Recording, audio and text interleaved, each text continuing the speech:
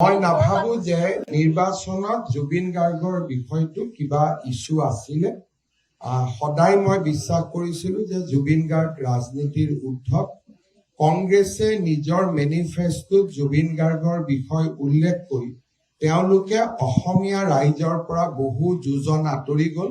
আৰু মই ভাবো যে এনে ধৰণৰ যি কংগ্ৰেছে পৰাজয় লাভ কৰিলে তাৰ এটা কাৰণ হল যে জুবিন গাৰ্গক লৈ নিকৃষ্ট ৰাজনীতি কৰা। অসমৰ ৰাইজে কংগ্ৰেছক আজি এই নিকৃষ্ট ৰাজনীতিৰ বাবে এক প্ৰকাৰ শাস্তি প্ৰদান কৰিছে। মই আগতে কৈছিলো যে তিনি গগৈ এই শব্দটোৱে আমাৰ জাতিটোক দ্বিখণ্ডিত কৰাৰ এক প্ৰকাৰ ষড়যন্ত্ৰ আছিলে। অসমৰ ৰাজনীতিত কেতিয়াও উপাধি, জাতি আৰু বৰ্ণলৈ ৰাজনীতি হোৱা নাছিল।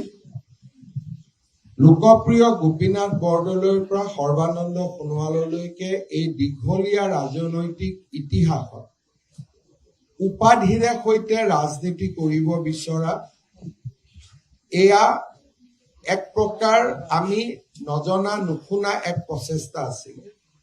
যদি আপোনালোকে গোপীনাথ বৰদলৈৰ পৰা সৰ্বানন্দ সোণোৱাললৈকে ৰাজনৈতিক ইতিহাস চাই, কেতিয়াও উপাধিৰে ৰাজনীতি কৰিব কোনেও বিচৰা নাছিল, কংগ্ৰেছে হওক বিজেপিয়ে হওক। এইবাৰ প্ৰথম উপাধিৰে সৈতে ৰাজনীতি কৰিব বিচৰা হৈছিল, তাক ৰাইজে প্ৰত্যাখ্যান কৰিছে। আৰু মই আগতে কৈ অহাৰ দৰে যে আমাৰ ভাৰতীয় জনতা পাৰ্টিৰ মঞ্চত গগৈও আছে, বৰগোহাঁইও আছে, বুঢ়াগোহাঁইও আছে, দাস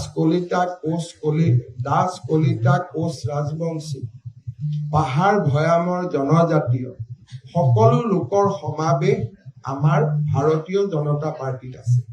সেই কাৰণে আমি বৰাকৰ পৰা পাহাৰলৈ, নামনিৰ পৰা উজনিলৈ, মধ্য অসমৰ পৰা আমি সমগ্ৰ ভূখণ্ডত আমি শক্তিশালীভাৱে জয়লাভ কৰিবলৈ সক্ষম হৈছিলো।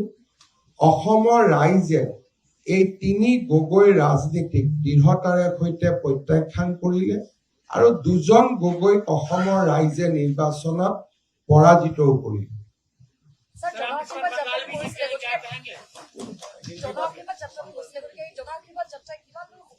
মই এটাই কথা কব খোজো যে প্ৰধানমন্ত্ৰী নৰেন্দ্ৰ মোদী ডাঙৰীয়াৰ নেতৃত্বত অসমৰ ৰাইজক যোৱা 10টা বছৰত আমি যি ধৰণে সেৱা কৰিছিলো, ৰাজ্যখনক বিকাশৰ পথলৈ আগুৱাই লৈ গৈছিলো, অসমক এক অনন্য পৰিচয় দিবলৈ সক্ষম হৈছিলো, অসমৰ ৰাইজে তাৰ বাবে আজি ভাৰতীয় জনতা পাৰ্টি আৰু ইয়াৰ মিত্ৰ দলক হিয়া উজাৰি আশীৰ্বাদ দিছে।